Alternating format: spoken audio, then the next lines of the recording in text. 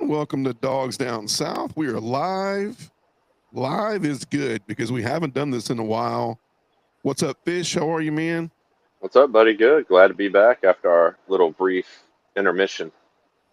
Hey, man, it's a hiatus. Even we deserve a hiatus, right? What's up, Rich, man? How are you, buddy? Good, man. It's good to be back. Dude, it's good to be together, talk some football, man. I can. Anybody got a countdown? I started doing it today, and I I think got it's 44 sidetracked. days. I knew Rich, man. 44 44 days. days, man. You know what, man? We can see the end of the tunnel. I think when SEC Media Days, when that week happens, is like it. We start to get a little bit of a nudge, right? We can feel the atmosphere happening, they feel everything changing, and there's already been some hot takes and stuff like that. We're going to try to cover a ton of stuff tonight, so we're going to hop right in. We're going to do some media days stuff. We're going to do a little SEC.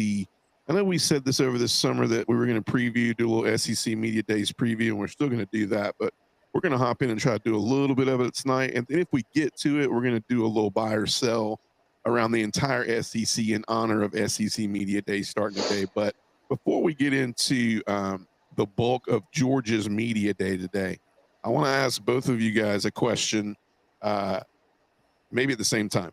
So the talk of the first 2 days has been there's reports from Greg McElroy and then from other logistical people that are close to the source that Nick Saban would like to come out of retirement and coach again.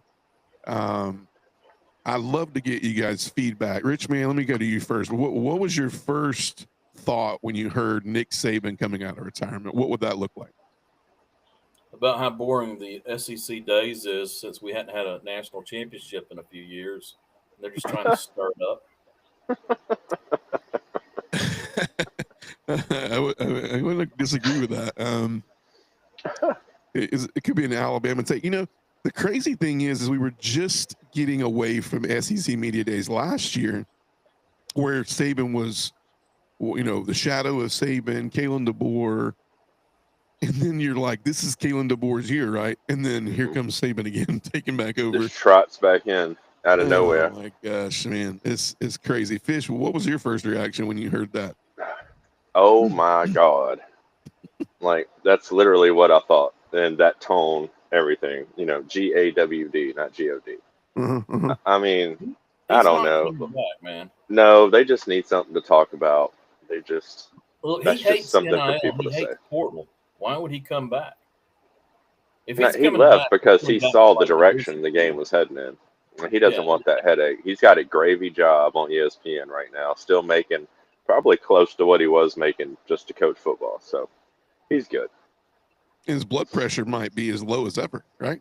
I know that man. I've seen him smiling more than the last like 12 months, and I saw him for the past 10 years. Yeah. true. No lie, he's a happy dude making commercials. He's just living the life. Naked Affleck commercial. Yeah. Yeah. Yeah, You think it might be because Miss Terry's like, look, you got to go, man. You got to, I don't need you in this house every he was other. back for a couple of months, and she was like, "Dude, you got to go. Go find something else Dude, to do. imagine. You don't have to coach, but bye." I mean, let's talk about, so it went as far as like, where would he go if he came back? And a lot of people said, I mean, I heard SEC. I really heard a lot of SEC biased. And I don't know, man. Like, I don't know if he come back to the SEC, but we're gonna spread out a little bit on this and not too far. But I, the 3 teams that I presumably heard that would be interesting were Florida, if Billy Napier doesn't get his crap together. I heard Texas Tech because Texas Tech has a ton of money. It would be, I mean, it's right in his avenue, right? You don't have to manage. I mean, I could see Saban taking over a team and having this new NIL like GM thing to go, hey, you get me the players and I'll coach them, but I'm not worried about NIL. And then the other team that I heard thrown out there was Arkansas. And so obviously when you look at Pittman and you look at the budget at Arkansas, I don't know. Like these were teams that were thrown out, but the one that I found very wild would be Florida, right? Because the sunny state of Florida, Gainesville. What is Florida missing? Florida had some really good recruiting the last 2 years, but just couldn't put it all together with the coaching. Like, out of those three teams, Rich Man, like, is there another team that you could see Saban going to besides those three? Texas Tech makes more sense than any of that. I mean, Mhm. I don't know, man. Why would you come back and chance a flop? I mean, true. I think it's just banter. I mean, but then again, you had some people that were buying into this. You had Lane Kiffin on his media days. They got questioned this, but also there were some stupid questions. We're showing our age and reporting at media days because I'm gonna be honest. I listened to the entire media days for Georgia today, and it was pretty comical, some of the questions that came out.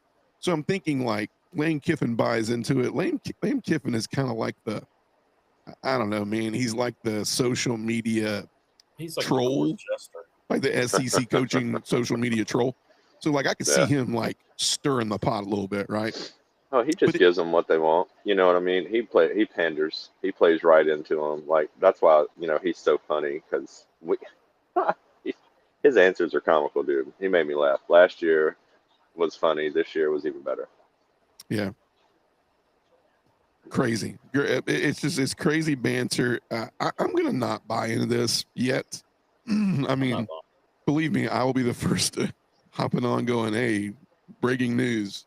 Dude. Nick Saban to can you imagine making a run at Kent State, go back where he started? That'd be he ain't ready for that blood pressure medicine. The kids today respond differently. They wouldn't respond to him, I don't think. That's why Kirby's having such a hard time. Like, Kirby's having to change it up a little bit, adapt.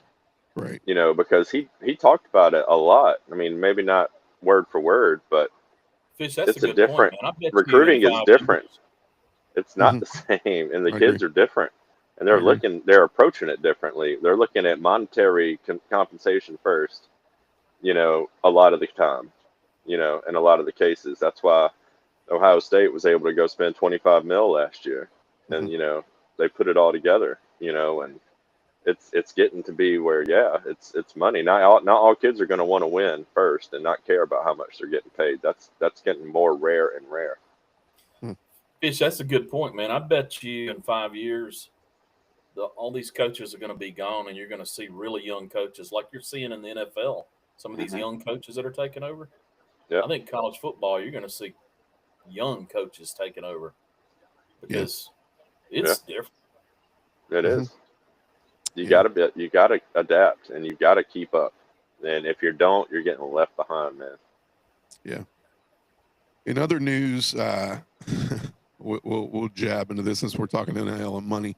So big thing that kind of came out today, which was weird, right? Because SEC Media Days, Georgia goes today, and then Tyler Atkinson, Grayson, standout linebacker, number 6 overall player in the country, commits to the University of Texas out of nowhere. I mean, honestly, out of nowhere. I mean, it was in his Final Four. He visited Georgia more than he visited any other school. But the big thing that caught me off guard was he flipped J.J. Johnson, James Johnson from Big D lineman from Fort Myers. He flipped him on the same day. So we lose what some people have J.J. as a 5-star defensive lineman. But here's my thing with Tyler Atkinson. And even for that sake, James Johnson, and I'll let you guys pick away at this.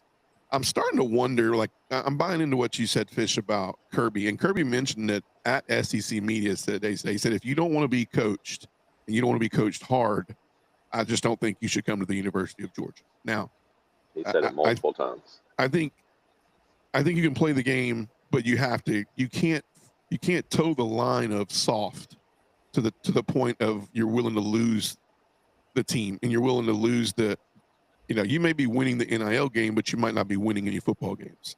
And let's just be honest, winning NIL, there's no rankings for that, power rankings, and there's nobody in the stadium cheering you on to spend as much money as you can on NIL.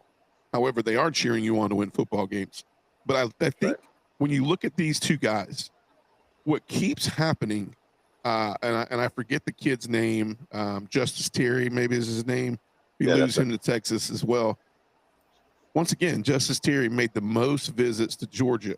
I'm starting to think they get with these players, and they're there so much. They see the depth chart. They see the work. They see the. Are they just looking at it going, I don't know, I don't want to sit. Like, am I going to come in and play? Am I going to come in and be an impact right off the bat? I want my name on billboards. I want my number bought. I want all this other stuff. And it's like we've seen time and time again with Georgia, it doesn't take 4 years of being a star to make you a star. It takes you learning. It takes you being coached and being coachable. And then it only takes you 1-2 years. I mean, Roquan Smith was a prime example. I mean, if we want to get, if we want to really get technical, a lot of the linebackers that have came out of Georgia have not had 4 consistent years of playing. Who was Nakobe Dean before 2021? He was a short kid who was hitting the weight room hard that never knew where the field was. Exactly.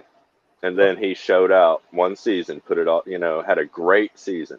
Great season. And Butkus Award, he won the Butkus that year, right? Mm-hmm, Didn't he? Mm-hmm. Yeah.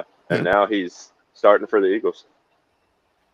It's all about what you want. It's what your goals are. Like Kirby said it, like you can sit here, man, I'm comfortable. $200,000 a year, $300,000 a year to sit here and just live the life. Well, I don't have to try hard. I don't have to do anything. Mm-hmm. The other side of this NIL thing, if you pack your roster with high dollar, high NIL, 5 stars that are getting paid more than the coach, what kind of drama are you bringing into this organization and to manage that? I mean, Mm-hmm. you might have the best roster on paper, but are you going to be able to win games? I think it's what you just said, Ted. Right. That round. And we've seen it. Like we've seen it. The money has had the money matched up last year. But I think if we look at it now, this year will be a little bit different because of the House settlement. I'm interested to see how that will change things. I think you're going to see some more fines, suspensions. I think you're going to see some of these teams that are acting, with these big pockets that are going to have a little bit more guidelines now. Because you got to think spending is going to affect all sports now. So, some of these teams that, Georgia has been known, rough go at it, to end the year in baseball. Basketball is coming around a little bit, but you got to look, and now going out there and making those huge budget pushes are going to affect every single sport. I think what's going to happen is you're going to have basketball schools, swim schools, football schools, things of that nature. And I think people are going to have to pick. Duke's going to have to pick to go, we're going to spend X amount of dollars on basketball because that's our bread and butter, right? Yeah. But it's huge. Texas is, I cannot fathom this being anything other than a money ploy with Tyler Atkinson and definitely with J.J. Johnson. The kid was committed. What changes your mind in the last minute? What changes it? He's committed, right? It blows my mind. It had to be money. It had to be big time money. Of course. Big time money. Like nobody's coming to Georgia and not liking the facilities, not liking the coaches or anything like that. Like it's money. And Georgia might not be willing to throw that much money at somebody. Not one person, because then you run into things like Mr. Lamborghini, who when he got hurt in the SEC championship, the team went the energy on the sideline changed visibly. Yeah. Like why? Why else would that happen? Right. They were behind Gunner. That's that NIL dynamic that's going on behind the scenes. That can wreck you. Mm-hmm. Mm-hmm. Yeah, no, you guys are right on point. It's a struggle topic because, I was looking forward to today, but I've followed this path before. I've followed it before. Georgia was on a roll. It was on a roll, and then I think when you start looking at them get on a roll, I also think sometimes players look and they go, like, if you're not spending money on, like, you start thinking stupid things like, did Tyler Atkinson start going, well, do you really think I'm as good as I am if you're not spending this money on me? No. But, you know, See? KJ Bolden was a flip at the last minute, but KJ Bolden didn't flip for money. KJ Bolden flipped for opportunity to play for a championship And to he be didn't leave. coached. Yes, and to Stayed. be coached at a high level, and he's going to get his money. And I love that about KJ. I mean, he's going to get his money. I'll tell you what's going to be interesting is in a couple of years, if you see a lot of players out of Georgia that are playing NFL ball that didn't have the talent ranking that a lot of these other players did, that don't make it. Yeah. Mhm. And Yeah. because either they didn't get developed, money went to their head, you know, That they happens. lost, you know, they lost the eye of the tiger because all of a sudden they had a pocket full of money. Go ahead, Fish. You gonna say something? No. I mean, but he's not wrong. I mean, like that's why I like the first 3 or 4 weeks of the NFL are just not the best talent, like not the best quality football that you're going to see because Mhm. they're not out there.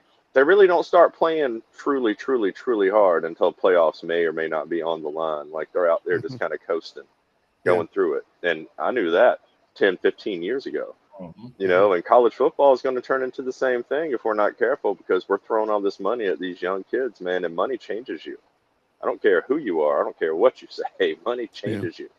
You know, most people anyway. I think Kirby wants those people who aren't after all that. Well, look at And the that's going to, you know, hamstring us a cost of little bit, tickets I right think. now. I mean, ticket I cost want to it go to to a be like football that. game is stupendous right now. Yep. It's out of control. It's a college football game. Like, I mean, I don't know about you guys, but if I'm if I'm a season ticket holder for the University of Georgia, I could probably quit my job, sell these tickets, and it could make the money for my yearly salary. I mean, Yep. it can be just that effective, especially when you play 7 home games this year, and 5 of them are against teams that are going to be ranked in the top 25 in the SEC, possibly. I mean, Right. it's crazy, man. We could hit it all day. NIL is just something. I mean, we can spend hours on these topics. I think Tyler Good. Atkinson and JJ Johnson, that they saw a combination of money slash, am I going to play?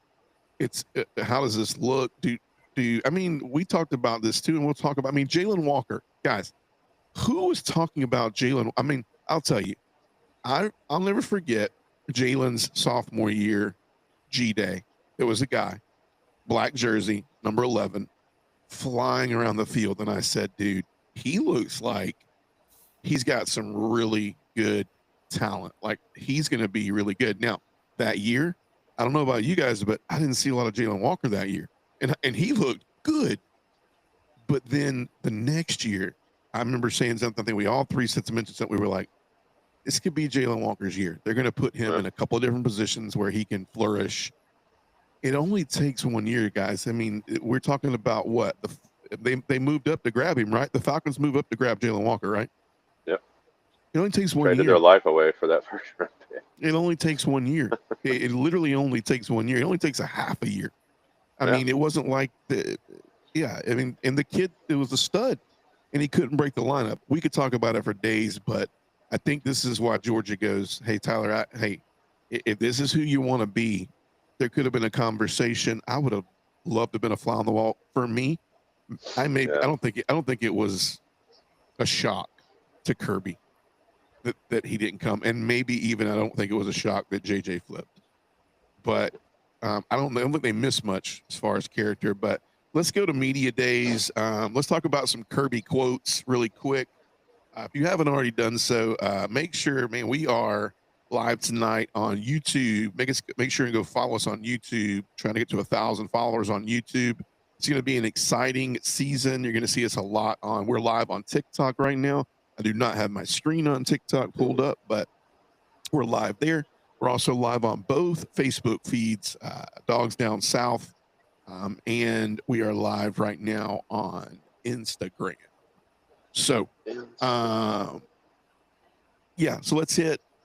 let's hit media days really quick. So Kirby was out first. Man, had some quotes. They came right out of the box. I'll let you guys dive into this, but they asked him They asked him about Gunner, what he likes most about Gunner, what has kind of set him aside to making him the decision to be the starting quarterback. I think we all can say when Gunner showed up at SEC Media Days that who's the starting quarterback is pretty much that said it, right? But the first thing he said was, number one thing Gunner does, he leads. Now, you said something, Fish. I'll go to you first. You said something about, with Carson, Lamborghini guy. Funny that Texas had the Lamborghinis in the stadium, right, lined up on recruiting days. That's crazy. That made me laugh. That's crazy, man. Lamborghinis in the stadium. Come sit in the one you want. I mean, did Tyler Atkinson get his, I don't know, maybe his Grayson green color? I don't know, man. I'm just jabbing now, but next year Texas are going to be the ones with all the people getting pulled over for reckless driving and stuff. It's not going to be us because we're not buying people Lamborghinis. Nah, man. Kirby's promoting Toyota Prius. That's what we're promoting. All top electric speed, cars. 45 miles an hour. You're a real good recruiter. You get a Tesla. I know, right? But Fish, you think, because you spoke to this, you think this was, I don't think this was a jab by Kirby, but I think what he wanted to step out there and say is Gunner's not only going to be our quarterback this year, we're leaning on him a lot for leadership, because the quarterback position and leadership last year, this is not what Kirby said. I think this is what we feel like. It was a key position last year that was there athletically. It was there with arm talent. It was there with statistics out the box, but it was never there in the leadership role, right? Mm-hmm.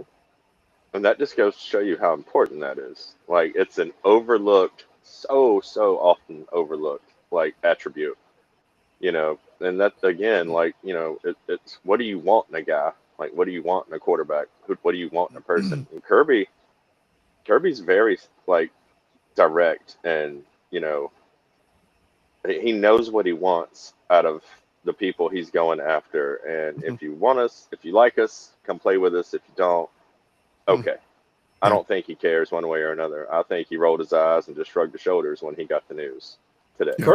Kirby said we sell relationships over transactions, and that says it all right there. It's mic drop, get out of here. I'm done with SEC days. He could have said that, basically, walked out the door and said, "See you on the field. See you on the gridiron. We're done. We're hunting." Yep. And I mean, and that's definitely a good. That's a way to do it. But it also, at the same time, I respect the hell out of him for being that way. I'm old school in that fashion. I've been a football fan since the '80s. As long as I can remember. We've been going to, we had season tickets going to the games. But it scares the crap out of me at the same time. Mm-hmm. It makes me a little nervous. Yeah. But I think I'd rather him be that way, because Carson Beck was extremely frustrating last year. And his smug attitude, laughing on the sideline of the Ole Miss game when we're getting beat down, and he's out there not playing well. He's underperforming, but he's laughing. You shouldn't be laughing. I'm sorry. I mean, there's a time and a place. And on the sideline, when you're getting beat down that bad, that's not. If you're laughing all the way to the bank when you're getting beat down, we don't want you. Exactly. Well, I mean, I'm interested to see, on a side note, what this looks like at Miami.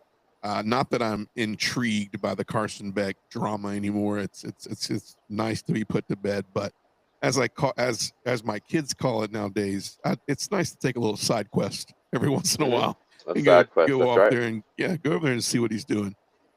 You've got some video gaming children. That's awesome. Right, side quest sort of thing. Rich man, you're high on Gunner. What do you think is the biggest reason that Gunner can come in and be successful very easily this year? Well, I think it's simply because he's not distracted by anything. He just doesn't care. He doesn't care about NIL. He doesn't care about the media. He's not infatuated with his social media presence. None of that stuff matters to him. A couple of things matter to him: playing football for UGA, his teammates, and his cows. And the rest of it, he could care less about. That's right. He's got more cows than the student body at all hat, no cow, Texas. It's intriguing, man. I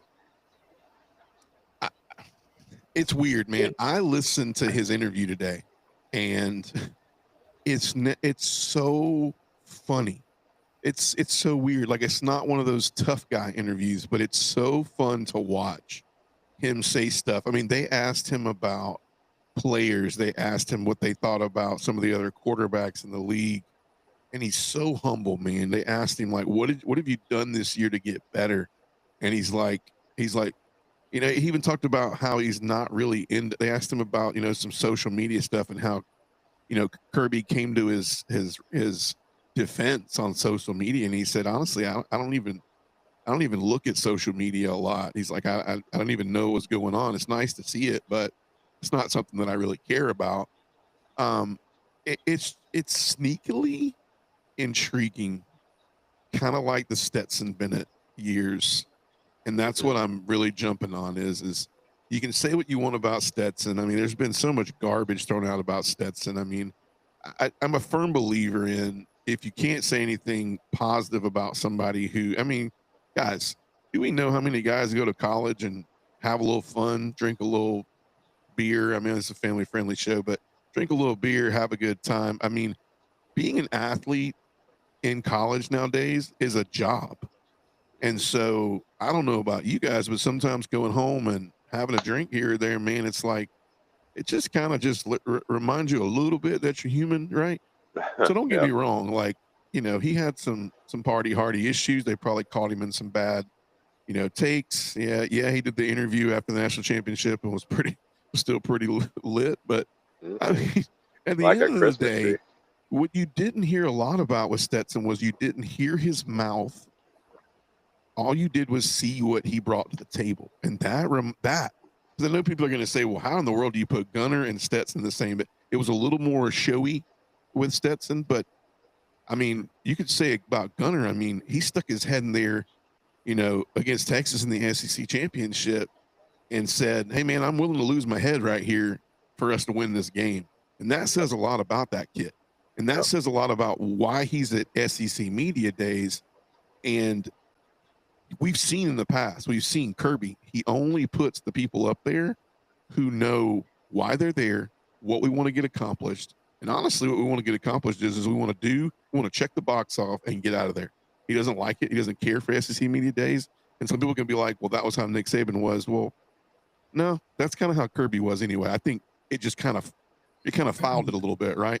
But yeah, I mean, I'm excited about Gunnar. Other things that were said was, you know, he said something about, I think you saw in person last year his response to when he came in after halftime and laid it on the line physically and mentally, but he does that every day.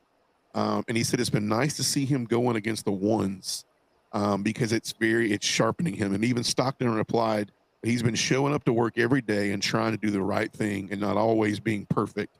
But he said, I'm showing up and trying to do the right thing. I mean, these are sayings that did not even happen 14, 15 weeks to the season out of our quarterback, right? Yeah. It's enlightening. Dalen Everett added, seeing him every day in practice, he's prepared. He's prepared. He was acting like the starting quarterback when he was not the starting quarterback. And they just like seeing him in the building, in the locker room. We are already sitting here 44, 45 days out. We're ahead of where we were last year. Maybe behind a little bit with talent hype, but we're ahead in leader and like field general hype, right? What do you guys, I mean, any other things that stuck out to you guys that you heard or anything? I know some of you said you saw SEC Media Days, but on Gunnar that you wanted to add about from SEC Media Days? Nothing. Not really. I haven't caught his interview yet. I saw Kirby. I saw him talk, and then I saw him at the desk with the talking heads. But that's about it. I was unfortunately haven't been able to see Gunnar. Yeah. I mean, everybody has him not even in the top. It's funny. Some of them have, you know, Gunnar in 6, 7. Some of them have him below the top 10. Last thing that Everett said about him is we have a lot of people around on the team with that type of fire. When you have a lot of people on that team, on our team that has that type of fire, it just lifts everyone up. If we have that as a team, I feel like the sky is the limit this year. This is encouraging to hear because I will tell you, nothing has said that NIL is broken more than listening to these kids interview. Listen to them interview. There is nothing good about it, guys. I mean, I'm sorry, but it's just not good, man. You're talking about people who not only are probably having to be interview prepped, but it's funny to hear it's kind of funny to hear a Dalen Everett, a Gunnar Stockton interview, and he's I think he said the word like sweet like 16 times. But his interview was funny, man. It was just very lighthearted. And then you get Dalen Everett in there, and man, Dalen Everett, he's just trying to figure out how to interview, right? He's a kid that's getting millions of dollars thrown at him. I don't know if it's millions, but he's getting some money thrown at him. But then you see CJ come in, right? Once again, this is not a great interview, guys. But you know what he did say? When they asked him questions like, who do you like playing against more? You know, you got rivals like Auburn and Georgia Tech. And he goes, we don't have a favorite. Whoever's on our schedule, that's who we like playing. And I'm like, okay, they didn't know those questions were coming, right?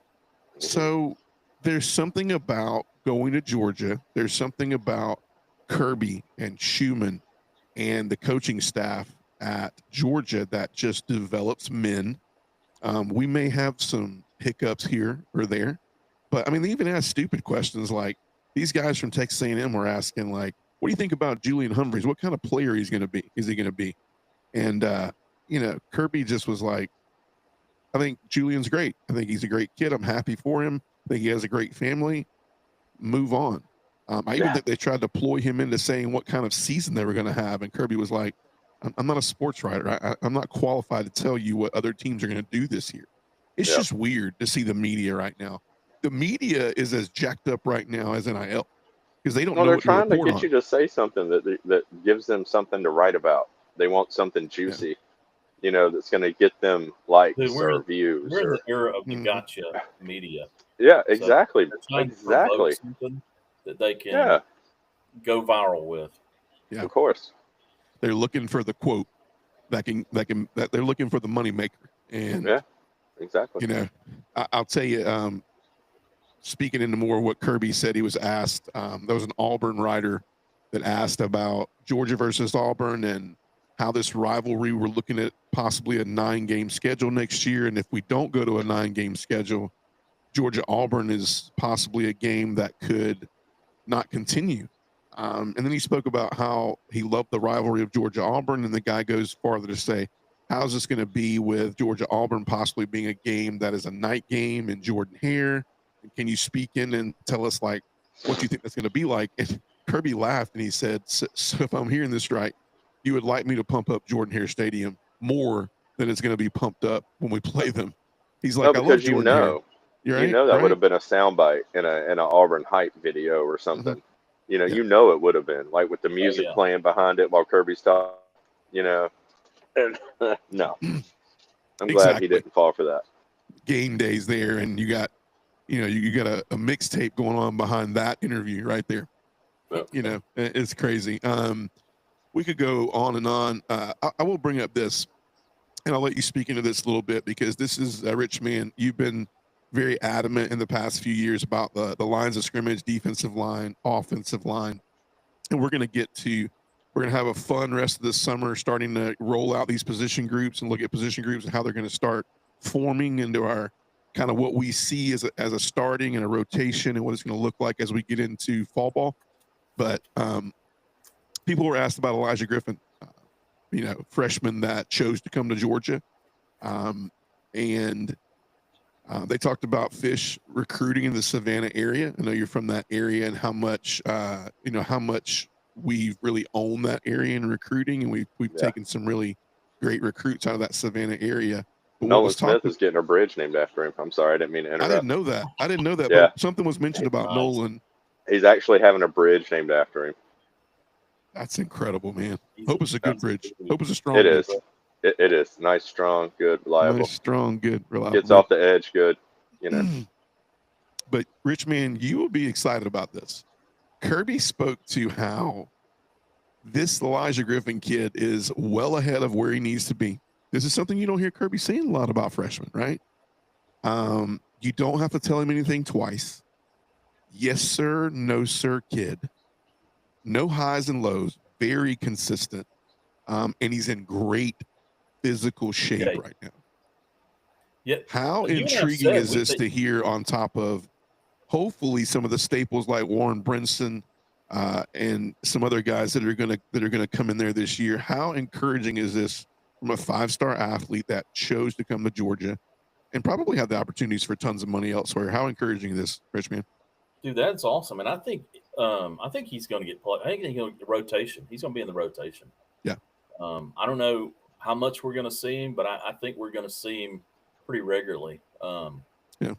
Because Kirby wouldn't be talking about him like that if he wasn't impressed. And I think our defensive line is going to be incredible this year with was it Warren Brinson? No, Christian Miller is the stud, Yeah, right? Christian Miller, and He's gonna be. If he has a good year, he's gonna be a first rounder. yeah, I think Christian Miller looks to have a great year. I think Toby Hall looks to have a year that's very encouraging. I can't say enough about, people talk a lot about when you look at, I'm sorry, Toby Hall, Jordan Hall. Jordan Hall, Christian Miller. I like Gabe Harris. I'm hearing Gabe Harris just put on some size this year.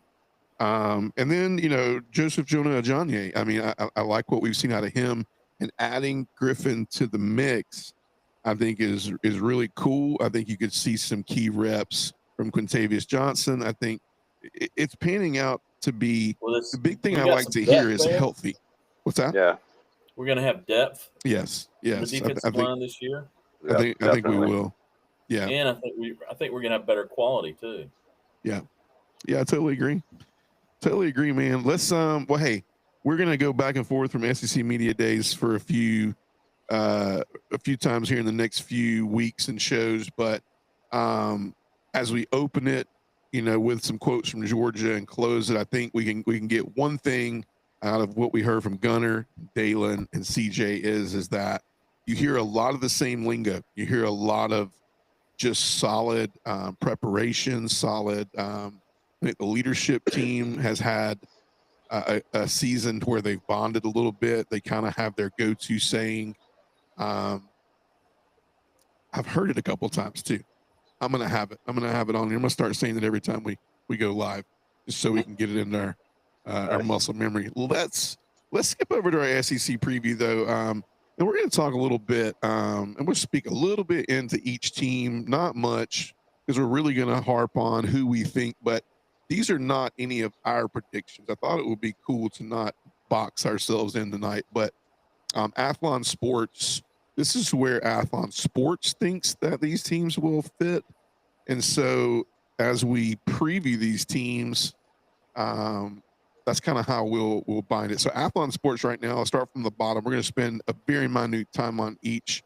I'll see if you guys want to chime in a little bit. But Mississippi State, they have Mississippi State at 16th. I think this is the right spot for them. Mississippi State's going to have a tough year this year. I personally think. I think they'll be improved, but tough schedule. Levy's debut. We knew what it would be. Very heavy on the offense. Defense struggled at times. Allowing 38.9 points per game last year. It's hard. You got to score 50 every game to do that. So I think Mississippi State has them right there. And you guys can jump in if there's anything you want to say about any of these teams. We're going to get down to our 4. We're previewing Kentucky at 15. This is a tough spot for Kentucky, right? I'm a Stoops hater. I like this spot. Big time, notoriously. Yeah, I should be a Stoops troll. But this is, sometimes some people have Mississippi State and Kentucky flip-flopped here. My question to both of you guys, really quick on Kentucky, I'll give you a yes or no question. You think Stoops survives this year? Yes or no? I think so. You think so? How? I think he'll survive, but I think they may start shopping around before the What end we of were the talking season. about earlier, you only Yeah. got so much money, and they're a basketball school. Are they going to go waste a bunch of money on a new coach and pay him off to get him out of there? We I need mean, to that makes be in no sense. SEC media days because I'm asking that question. Hey, Mark, do you think Yeah. we're a basketball school, man, at Kentucky, or like should we even take football serious anymore? Like I know. should the collective take football serious anymore? Like, What do are you they got to say done about that? spending money on the program? Crazy, man. NIL 14 budget's $400. less. It's just we're only using concession stand money, and I don't even know if Kentucky sells beer in their stadium yet. No. They better start selling it at a They whopping better sell $14 a some pop. Kentucky bourbon. That's a lot of depressed Yeah, I've fans. heard that's Yeah. the only good thing going on in Kentucky is that bourbon, man. And the Kentucky Derby. Yeah, and That the too. horse race. That too.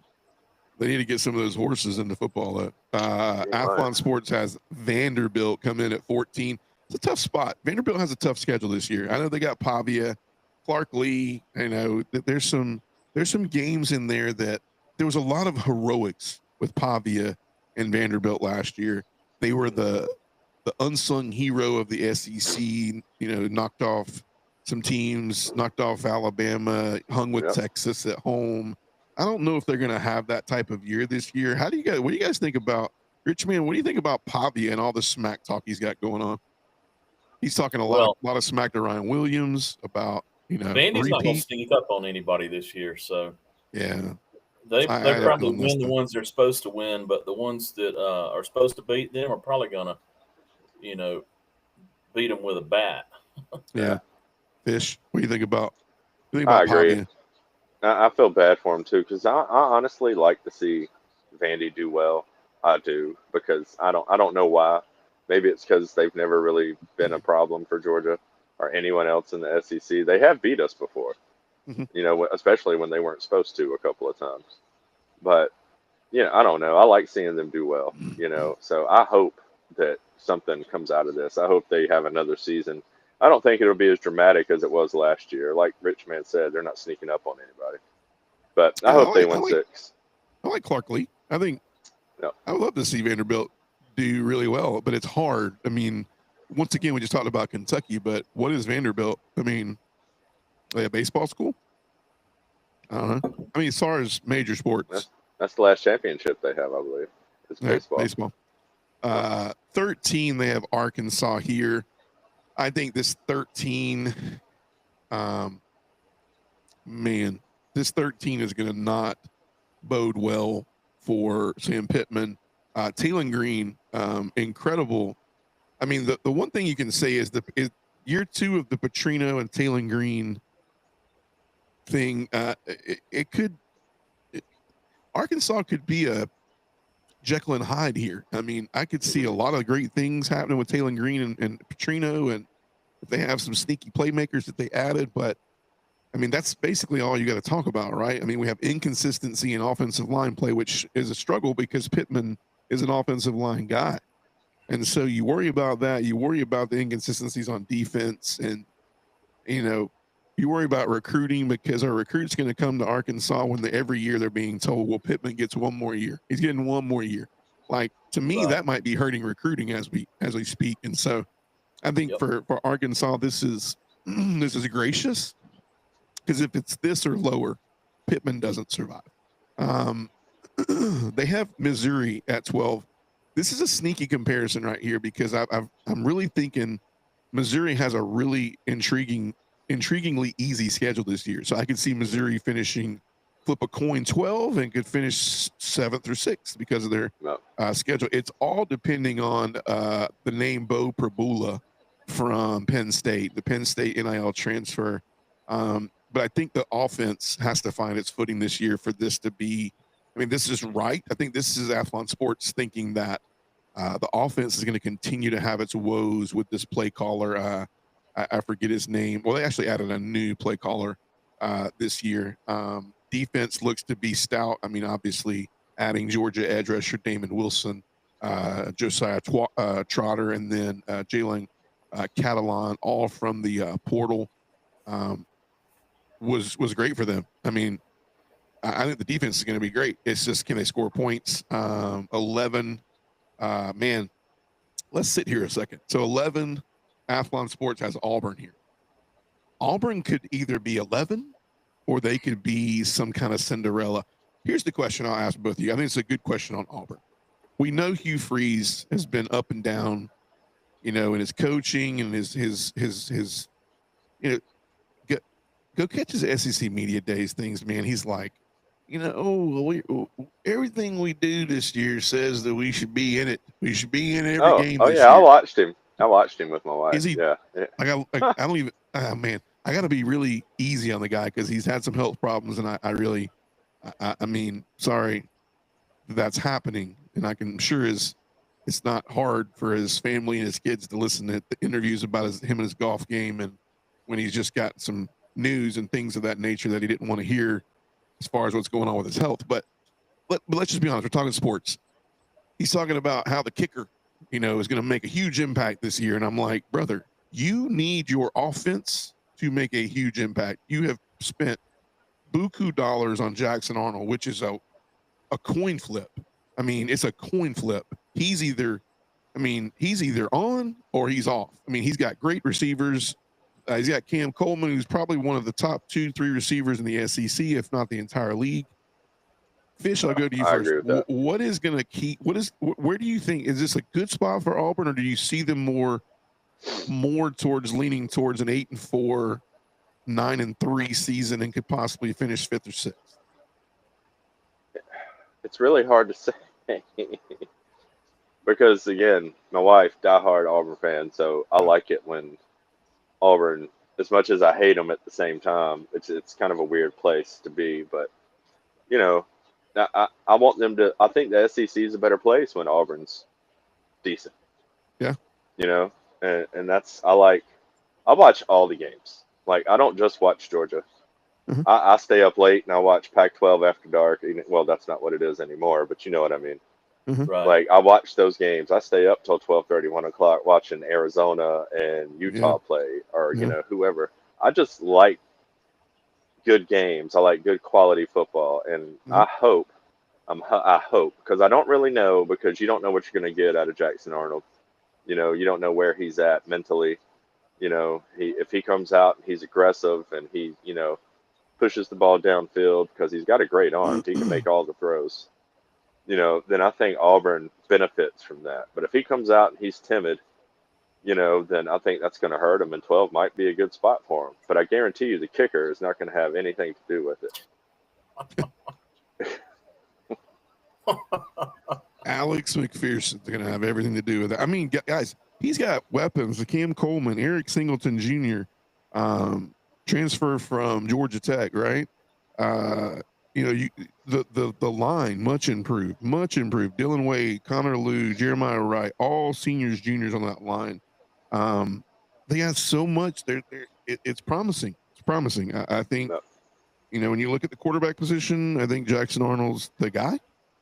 And I like. Let me ask you this: if they don't win nine games this season, do you think they get rid of Freeze? Because Auburn don't care about how poor they are. They love only if something's out there. Only if something better's out there.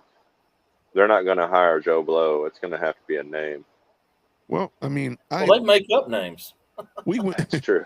We went through the schedule. I mean, this isn't on Brian. This isn't on Brian Harsin anymore either. This isn't on Brian Harsin anymore. Like it's time this year that. Oh no, year 3. This is all on him. I mean, DJ Durkin returns a ton of starters on defense. I think the defense will be a solid point for them. And the offense has a lot of playmakers coming off of a year where the quarterback was the issue. They went out, they got their golden boy quarterback. I mean, I've called this record time and time again. So I'll tell you what's gonna tell the tape. They moved this game against Baylor to a Friday. So it's now one of the biggest opening. It's moved. It's the biggest opening game of the weekend now. We usually look forward to the Thursday night game, which anytime we can just see a ball and a whistle and some grass. It could be Ball State playing Wright State on Thursday night before the weekend of college football, and we're like, heck yeah. Oh, I'm in it. I'm DVRing it. Right. Let's go. But now they move into that Friday spot, right? at Baylor. At Baylor is going to say a lot about how this season's going to look because they got to go on the road. Auburn's been terrible at their openers for how long? Long time. Ever. Well, and closers, but it's been the Iron Bowl. So, I mean, unless you get the kick six, but the games that stand out to me, I'm just going to call out the I'm going to call out the only games on the schedule that are gimme wins. That's Ball State, South Alabama, Arkansas, Kentucky, Vanderbilt, Mercer. That's 5. Okay, that gets you to 5 and 7. How you play the rest of the others, I mean, I think you got 5 and 7. If Hugh Freeze shows up with his 9-iron every game, I think you got 5 and 7. So, I mean, I don't know. I think that Hugh Freeze has to make a bowl this year. 100% guarantee you got to make a bowl or you're fired. I think in order to not be hot seat, you probably need to win 8 games to not be on the hot seat. Not to not be in the office having the conversation of, hey, 8 games? Here's your ultimatum. What's that? You mean 9 games? No. If he wins only 8 games, he's going to be taking some heat, man. I mean, right now, you said it. Bowl, getting to a bowl is the goal. I've heard it said. My crazy, Auburn right? friends, my Auburn friends are chomping at the bit and just itching to hate him. It ain't I'm going to be take honest much. with you. They need to start hating him because I don't know who sends. I mean, my brother's a huge Auburn fan. If Jackson Arnold doesn't know the fight song yet, and he's representing the University of Auburn at media days, SEC media days, Leadership is screwed up. leadership's jacked up, dude. There's just something that's not in the water right there. He He's did- got a good handicap. Yeah, I'm He gonna be tried. honest with He you. did try to mention. I'm sorry, Ted. He did Yeah. try to mention that maybe that's for his psyche, like that's for his, Yes. like for his where he's at mentally, giving him confidence. Because he I was do- talking about he had did a personality test on him and Yeah. stuff before he came in to see how to just to learn how to talk to him. Like Yeah. whoa, Wow. I don't know, man. Jackson Arnold's so hot, cold. Like, I could see him being like another. I don't know, man.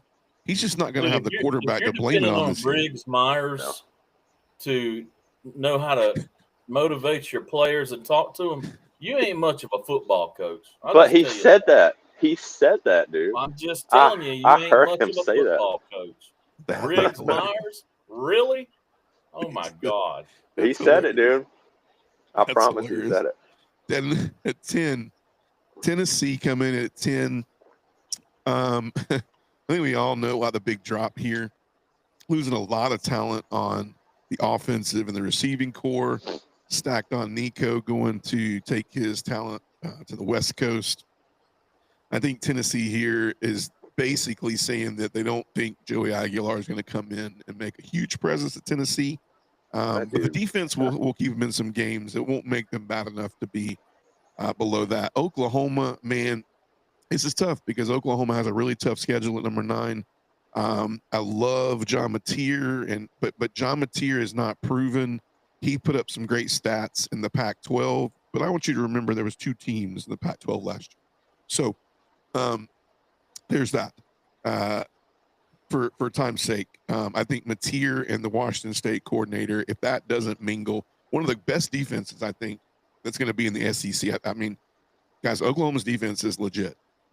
I think that's why they look and they go, if we can go score, we'll be fine. It could be Jekyll or Hyde with them. They could either turn a lot of heads and be 9-3, or they could sit there at 6-6 because of the strength. It's going to be all dependent upon the defense. Will be fine. It's going to be if Mateer and this Washington State guy can hook up and mingle. Texas A&M at 8. I think Texas A&M will be in a lot of games because of the Elko run game mentality. He's going to slow play it. The defense is going to be as good as it always is. The run game is going to be incredible this year. I think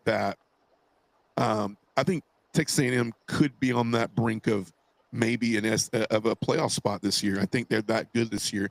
I like what they have in the stable. I like what the offensive line comes with. It's all going to be at the end of the day, what is the quarterback play look like?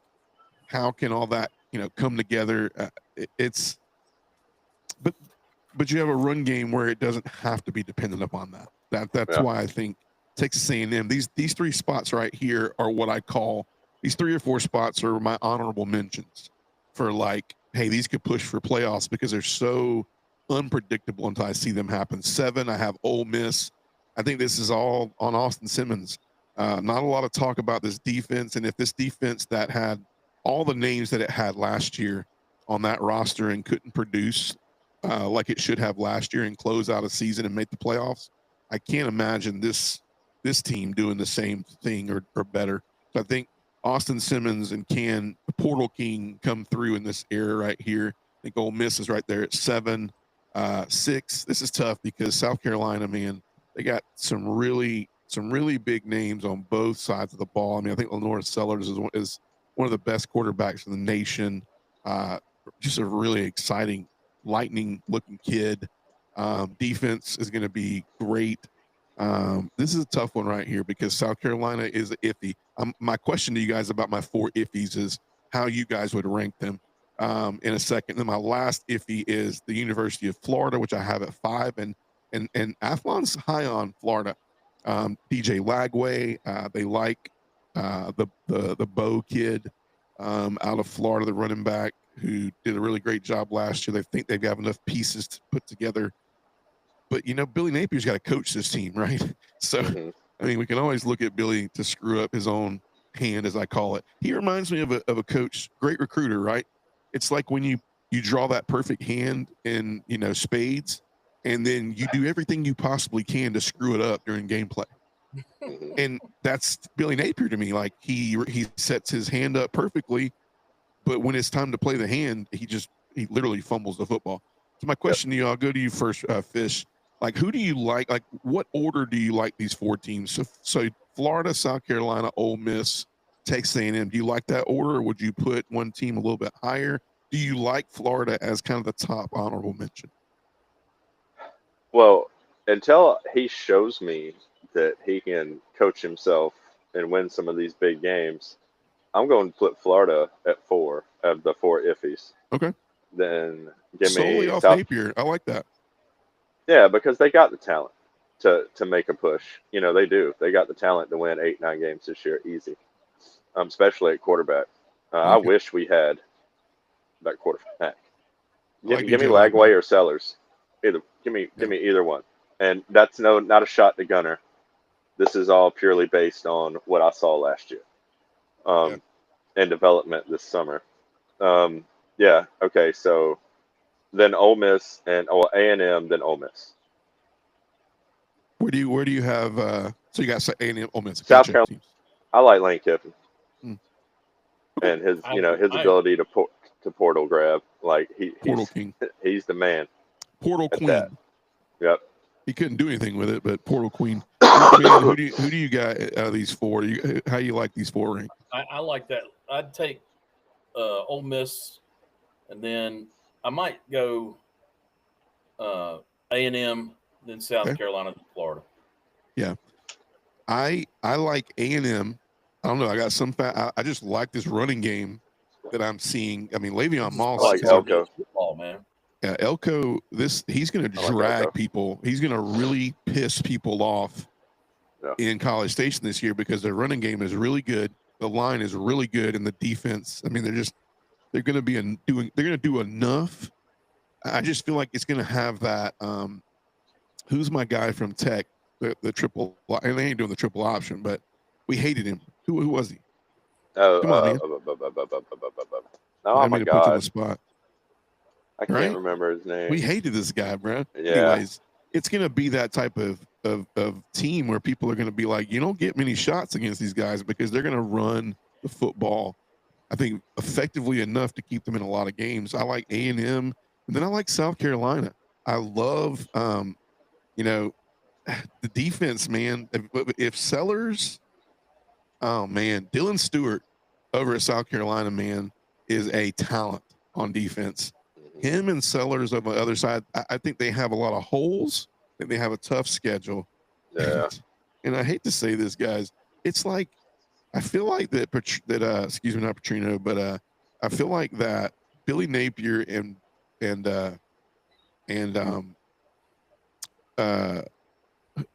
having a brain fart from South Carolina. Beamer. Beamer and Napier, they seem like twin brothers, man. They have a great lineup and they'll screw it up somehow, right?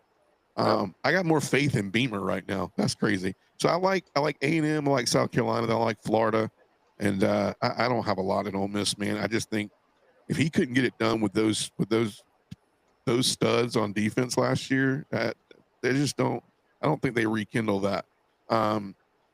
That hops us into in no ranking or shape or form. That hops us into. I'll give it to you to what Athlon has. So Alabama.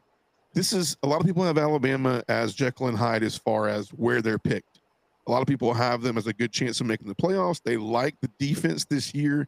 It'll be all said. It'll be kind of all it'll key on what the quarterback position with Ty Simpson looks like. So they have Bama at 4, 3. They have LSU coming in. A lot of hype around Nussmeier and this offense and year 3 of Nussmeier and taking a step forward in the defense, things of that nature. Jack Pyburn from Florida hitting over there, and then Georgia they got at second. We can talk about Georgia all day, and then first they have Texas and Lamborghinis and Arch and all things of that nature. Ryan Wingo. I don't know. So let's just talk about give me some hot. Let's just bounce around a little bit. Like, what makes you think? Let's talk about this question really quick. Why Texas over Georgia? Like, what's the enamorment of the media right now with Texas? I mean, ask Feinbaum, okay? And I am tired of hearing him talk about Arch Manning and how he's the second coming of Peyton. I mean, why is he so high on? I have literally been trying to call the show this week because Feinbaum has come out on a couple of occasions talking about how high and mighty Arch Manning is and how he's going to be the GOAT in football, and he's excuse me. His actual quote was best SEC quarterback since Tim Tebow. It's funny. What is he basing that on? He puts that off on more writers than he takes blame for.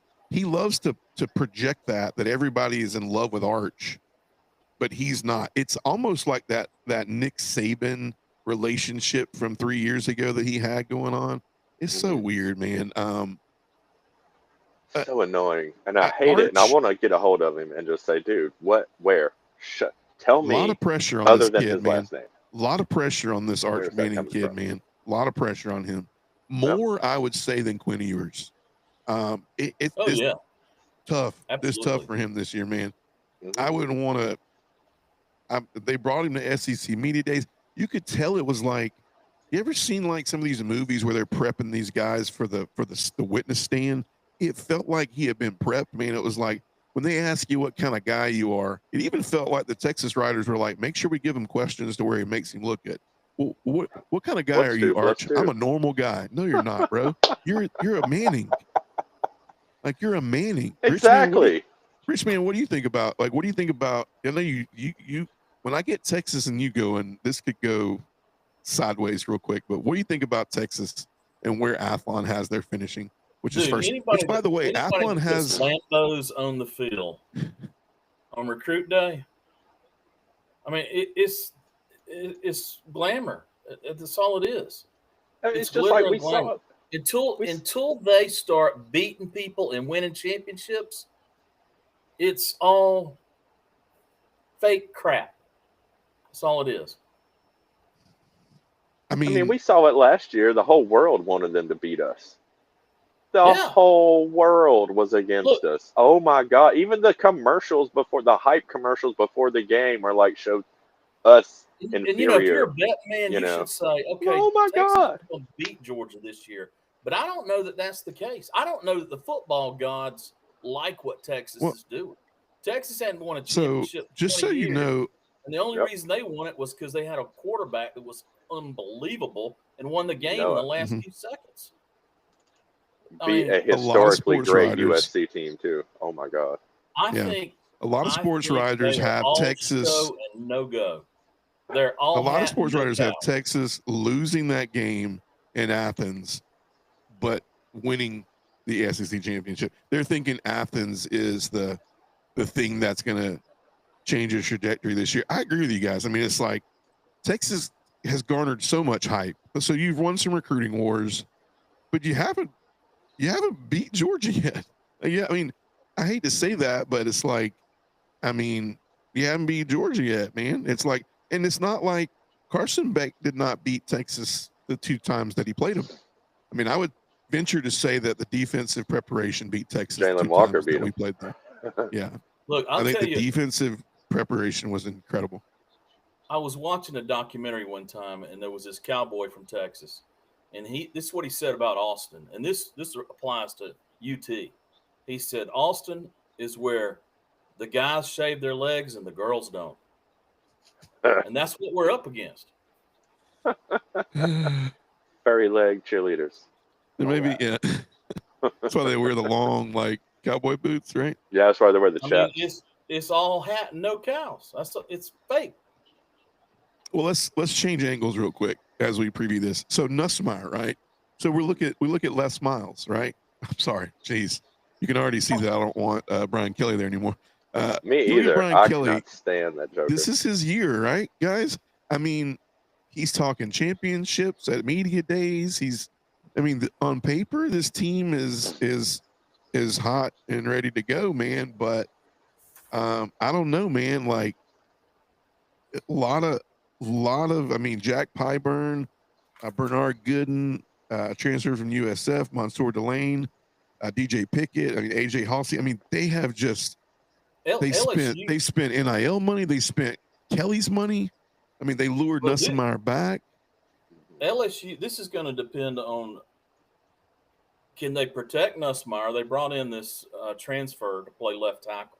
Can that guy protect Nussmeier? And then when they go, they're going to go through a stretch at Bama, at Clemson, at Oklahoma, and Ole Miss. That's their season. If they are 4-1, they're going to be in the playoffs. If they're 3-2, 2-2 in that. If they're 3-2, maybe. But if they're 2-3, man, they're done. They're cooked. How many wins does Kelly's on a jet airplane headed north? How many wins does LSU have to for Kelly to be comfortable this year? Playoff? I don't know if it's playoff or bust for him. But how long does Kelly get, bro? I don't know. That's a hard question nowadays. His buyout is all that. Man. His buyout's the only thing that saved his butt, dude. It's Yeah. crazy. Let's twist real quick. Let's go to Alabama. So we all know that everybody's really talking about the defense at Alabama, but the big talk is, I think the cat's out of the bag. Ty Simpson's definitely the starter. I think people like Keelan Russell because when you pull him up on NCAA 26, fished you by 26 this year? Not yet, but I am. I don't think I just am. don't have it yet. Back to school clothes got the best of me this year. Somehow I have less kids going to school this year, but spent more money on back to school crap. There you go. than I ever have. I swear. A lot of people are plugging Keelan Russell in, speed, arm, all that stuff. But I think Ty Simpson is the guy. This seems like a Mac Brown type. I say Mac Brown, Mac Jones type kind of year, right? Ty Simpson's going to come out of nowhere, right? He's going to be the big debate. But Ryan Grubb is in the house. This is the fallback plan for Caleb DeBoer, mixing with Ty Simpson, this run game, this. But the big thing is can this offense mesh? Because this defense is going to be good. But if this offense can mesh with Ryan Williams, get him the ball, and get the run game going, is this a playoff team this year? Like, number one, I think the number one question is Alabama a playoff team or are they a national championship contender? How good can Alabama be this year? Well, they'll go as far as their quarterback play. But here's the Hold on one second. question. Let's get Richmond. What you got? Ryan Grubb is bringing this dynamic, aggressive offense in, and it's a little finesse. are they going to be able to plug this in and make it click? I mean, usually that takes Yeah. at least 2 years. So Yeah. really, it's going to boil down to, you know, quarterback play and can this offense mesh? That's what, because they're Yeah. stacked, man. Their defense is going to be Yeah. tough, and Yeah. they've got weapons all over the place. It's going to boil down to quarterback play and can they get this offense to click? Because if this finesse dynamic offense doesn't click right, probably in the SEC it's going to take a year or two. Yeah. Fish, what do you That's think what I about Bama? Are they a playoff team or are they a national championship team? I don't know. I mean, and who even knows how good Ty Simpson is? I mean, because all you have to do is step back, throw the ball up in the air, and let Ryan Williams go get it. You think he's better than Milroe? I honestly may not have the legs, so it's hard to commit. I was about to say heck yeah, but then I caught myself. Yeah. He's probably a better quarterback, but he's not a better athlete. They depended on Milroe as an athlete. We showed what Jalen Milroe is a hell of an athlete, but we showed what the athlete got them last year. I'm you a think Seahawks Milroe's fan. definitely not as good as Simpson? So you think that has a lot? I don't think he's a good. I don't think he's going to be as good a quarterback. I think he's a better quarterback than Milroe, but I don't know if he's quite the athlete. I mean, they depended on his legs to move that team last year. A lot, yeah. And his ability to throw the ball downfield. That was it. His long ball was crazy accurate. So you think it? So y'all both. I'm hearing Fish. You're saying it to you. This depends a lot on the quarterback play. Yeah, I think so. Yeah. I mean, that's an easy answer, but yeah, because the defense is going to be good. We all know that. Yeah. And just like a lot of teams like us, we're going to go as far as Gunner takes us this year. Yeah. Our defense is going to be good. Our O-line question mark, but our running game is going to be great. Yeah. The Gunner thing is going to depend on the running game. I mean, Gunner, because he can run, is going to open up the running game a little bit. Right. But bringing in this new running back, are these are we going to run this duo and nobody knows who to block? Yeah. Are we going to do that another year? Yeah. Dude, if you can't figure out how to hit the guy coming across your face on duo, then get out of duo and just line up on the guy and hit him. It ain't complicated stuff, but we seem to make it real complicated last year. Yeah. Gunner's got 40-1 odds to win the Heisman Trophy this year. That's the 8th best out of any SEC player. Yeah. I'm watching Media Day right now. This is the first time I've seen Gunner. Tell me that's not one of Kirby Smart's old suits. I swear to God. I'm going to be honest with you. I've seen Kirby wear a suit like that. And we've been going, we were going to get into buy or sell, but let's not. Or not. I think this was really, really fun. I mean, I think we did a little take on SEC. We previewed it at a level of as much as we give it, because we talk a lot about the SEC throughout the year as we travel through the week by week, and we're going to really start hitting some hot and heavy topics that are going to head into the fall. We're right around the corner from camp. I think it's going to be fun to talk about position groups. We're going to start going through position groups and talk about, I think one of the big questions asked to Kirby is which position did he think needed the most improvement coming up this year? And in Kirby-like form, he said, that's an unfair question. He said, I don't even like that question. He said, every position needs improvement. Every position needs to be better.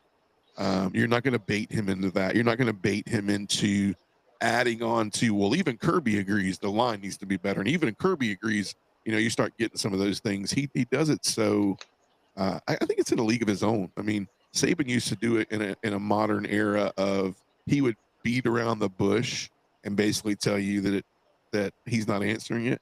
I think Kirby just kind of gives you, it's not coach's talk. It's like water over like whiskey type stuff. It's like, you're not getting any great shots from me, Yeah. So final question though. I think we end on this final question. When you look at SEC Media Days and what you know of it, we know a little bit We know Gunner. I encourage everybody to go listen to his interview on YouTube. Oh, I will. It was really cool to listen to. When you look at Gunner, CJ, Dalen Everett, how do you guys feel? I'll ask you first, Rich Man. How do you guys feel about the dynamic of the leadership coming into 2025, 26? If you can think back to what we were talking about leadership wise coming into 24, 25, the names that would come up repetitively were Carson, CJ would come up. I think, I think some of the same Delp names came up before the season, but then the first part of the season, Delp struggled immensely. Yeah. And I think people deal with pressure in a different way, but I do think that Jalen Walker came up. I think Warren Brinson came up in there. Stackhouse came. A lot of people came in there. I mean, there's a lot of names here. How do you feel about leadership coming into this year versus last year, Richmond? Dude, I'm ecstatic. I think we're in so much a better place. What are some of the things that, expand on that a little bit? Like, what excites you? First of all, I don't think we have any distractions. Okay. We don't have distractions. And I think Everett was talking about when you have somebody that has the fire and the dedication like Gunner, he said, when you've got a few guys in the clubhouse that have that fire, it elevates everybody. And then you get more fire. Yeah. And I think he's dead on. I mean, yeah. When you this stuff can unify, and it's like a force all moving in one direction. But when you got one oddball that wants to go this way and crash into everything, it creates chaos. Right. And we had chaos last year. I don't see chaos right now. Who knows what's going to happen? The football gods, they love the fact that it's an oblong ball and it bounces in a very odd ways. But we don't know what's going to happen. But right now, the leadership and they seem like they're all focused and moving in the same direction. I don't think we could be in a better place as far as that. That's good. That's good. Fish, what do you think? I feel better after media days this year than I did last year. Yeah. And I'm not sure why, but maybe it's what everybody said. I haven't heard CJ Allen's interview yet, but I've seen bits and pieces of Dalen Everett's, and we've talked about some of it.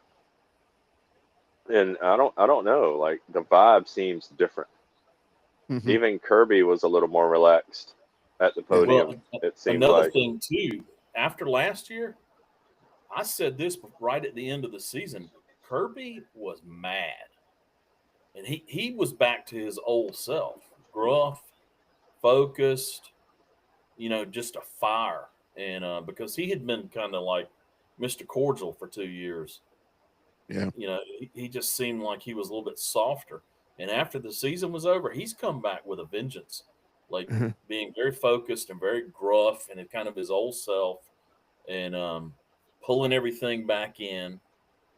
Focus on what does he say? Focus on can't remember what they say, but he's got a saying. He basically talks a lot about just focusing the main like stuff, things you can control. Stuff. Yeah. Focus on the things you can control. Yeah.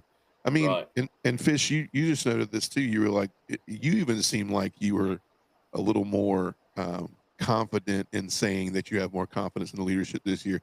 It looks a little bit. I mean, last year we were just so enamored by what we thought was going to be a lot of talent, right? This year you seem, a lot of solidarity with like leadership.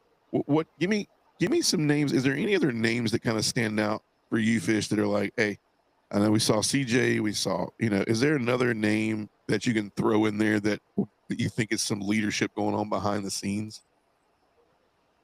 Well, not off the top of my head, no. But KJ I would. Bolden.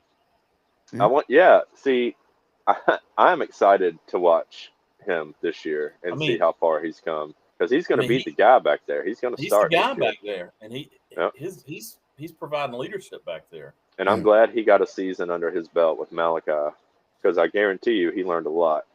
I feel like, Fish, you're onto something there, because I feel like he has the talent that matches with the leadership that Malachi had the talent, but you wondered sometimes where I'm not saying that Malachi had a lack of leadership, but you see a little bit more of that like fire and grit from KJ. And he wants to be at Georgia, or else Yeah. he would be gone. Yeah. Right. Yeah. He didn't go chasing dollar signs. He stayed. He wants to win. He's somebody Kirby wants. Yeah. And Kirby has been way more public this year about the transaction and relationship. You know, he wants relationships, not transactions. You know, he's been way more public about how he feels about that this year. Like way Hey more. guys, what if that becomes the new dynasty? What if Kirby figures this out? What if he figures out how to get the guys that can relate, motivate, be coached over the dollars? And apparently he thinks he's onto something because somebody asked him about that. And he was like, I'm not about to tell you right now. I'm not going to tell you tomorrow. I'm not going to tell you in 3 months what I'm doing. You know, he's Yeah. like, this is no. Well, you know, We're all trying to figure it out. you know, Kirby mentioned he's like, look, it's you know, let me see. We floated around some things. You know, he talked about they asked him about Noah Thomas and you know how he was doing, and he talked about how that you know they're a very inclusive family. They do a lot with portal culture, like it's like a family type vote type thing. You know, I'm Yeah. not saying that they go to the family and they do like the thumbs up, thumbs down on you know do we bring in whoever, but Like I am Game of saying Thrones. like yeah like everybody's thumbs down. But I am saying, like, man, like, Portal's tough. I mean, we saw Portal King Lane Kiffin. I mean, what tells a lot about your team is in week 8, 9, 10, 11, those later parts where the injuries start to come into play, you gotta hawk some more downs. Like you're not rotating the same. You're being depended on. And you watch Ole Miss, the Portal Kings, and don't get me wrong, that was one of the most incredible portal hauls ever out of anybody I've ever seen at Ole Miss last year, and the league showed it from Ole Miss, but they didn't finish well. They didn't finish as a They quit team. chopping. They quit on each other. Yeah, and so Quit it's chopping. like it looked great from an NIL perspective, but it didn't finish well. And you know, Lane just looks a little more. I don't know about this year, man, but he looks a little bit more like less. He's not on the front lines this year. People have a little bit of less confidence in him because they don't know what his portal. There's no big names really that jump out to. He could be sneaky good this year, but my thing is this: if he couldn't put it together last year with that defense, Well, I just they don't he have also, enough. and in Lane's defense, he also had to learn how to coach without his dad. Because Yeah. last year was the first year that he had a whole season under his belt without his dad. Being able to, you know, bounce ideas off of him, you know, whatever they did. And, you know, I'm sure that kind of made him feel a little weird. I'm sure that had to have something to do with Oh yeah, something. that'd have an effect. Like that change. I've never been through it, thank God, you know, Right. but I You know talking that about has you to talking about change a Lane? man. Lane Yeah, Kiffin? Lane. I didn't know Yeah. he lost his dad. Mhm. I didn't know that. Yep. Remember Sankey? Monty, yes. Monty Sankey Kiffin. made a I'm sorry. big deal about it. Sankey made a big Yeah. deal about it before Lane came out last year, and Lane even was like, "Hey, thanks for killing the vibe." Right. Basically, you know, but I mean, Sankey went above and beyond. Like he didn't have to say what he said. He could have just. Yeah. We all knew what had happened. Anyway, not trying to digress, but No, I agree with it. To sum it all up, I would say I love the bits and pieces both of y'all gave, and I am as confident as you guys are. I'm going to be a little bit more level headed this year about the talent, even though I want to go off the rails about the wide receiver talent. I want to go off the rails about the running back talent. I want to go off the rails about the linebacker talent. I'm not yet. We're going to preview these areas. We're going to have some Baby balanced steps. looks at all of them, and we're going to have some what I call perceivable incoming goals to Marshall, right? And it's going to be fun. So it was good to get back in the saddle with you guys. I'm looking forward to some episodes leading up to fall camp, finishing SEC days out next week. Heck, maybe towards the end of this week. Who knows? We might slide one in if we can. We'll see how life works, but we'll definitely get some clips from all of SEC Media Days as well. But you want to add something, Fish? Yeah, sorry. But I know we're not quite done yet, but we managed to make it through a whole podcast without talking about Mike Bobo. We and did. his maybe ineptitude at We his did. job. Sorry. We did. You know what, man? That's a good. I got this calm. When you go listen to the Gunner Stockton SEC Media Days, first off, I encourage as we close tonight, all Georgia fans, if you're not following us on TikTok, Twitter, Facebook, YouTube, go follow us, drop a like. TikTok, I promise you, we're going to have a bigger presence. I'm on there right now. We're on there right now, and I didn't pull us up tonight, so I don't know if anybody's saying hello, but thank you for joining. But make sure you go drop a like and a follow on all those pages. The support is huge. I'm looking forward to all the conversations on TikTok this year about Yes, sir. college football. But I'm saying all that to say is go and check out Gunner Stockton's SEC Media Days interview. It will really encourage the Georgia fan base this year because it is a very humble, a very down to earth, and a guy who just looks like he puts the pads on. And guys, Ryan Puglisi's doing a great job from what I hear too. So I'm just saying that Gunner must be doing some things right. And I'm excited, man, because we're not going to be talking about Lamborghinis and Which is different. and twins and Cavender twins, so it's very different. We're talking about Lord. cows and sweets. How many times he says sweet on there? I think the word sweet he says a ton of times. Anyways, all right, guys, so we're gonna get off, but good to see you guys. Hey, thanks everybody for joining. Make sure you go drop a like and a follow. You guys have a great evening, and as always, go Dogs. Go Dogs. Go Dogs.